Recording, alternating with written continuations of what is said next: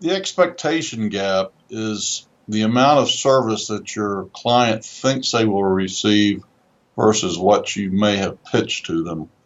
I kind of liken it to those terrible hamburger chain ads that show you some massive hamburger that looks great with the lettuce all nice and fresh and huge tomatoes, and then when you go in and you unwrap the wrapper, you get something a lot less of what you expected. And that's what happens with your clients.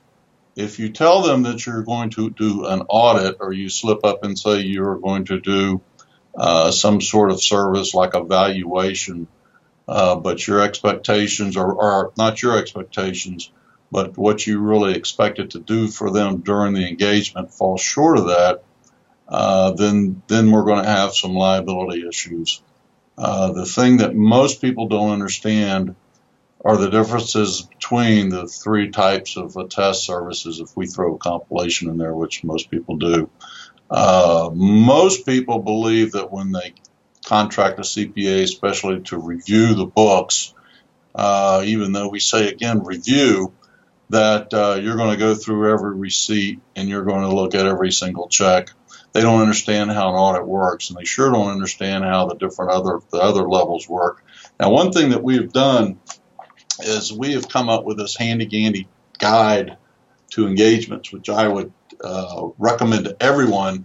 They can go to our website and download one. We developed that several years ago that you could actually give to your clients that would explain to them the differences between compilations, review, and attest services. It's very easy to understand, and it gives them a good idea of what you'll be doing once you contract with them.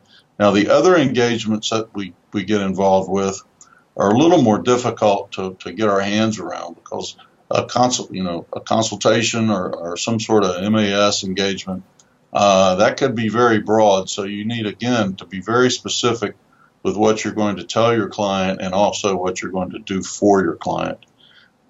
You do not want them to expect a higher level of service than what you're going to give them, nor do you want them to expect a lower level of service and then you bill them for a higher level of service and they may not have needed it. So you really want to have a clear understanding with your client prior to the engagement of the services that you will provide and the report that you will issue for them when those services are completed.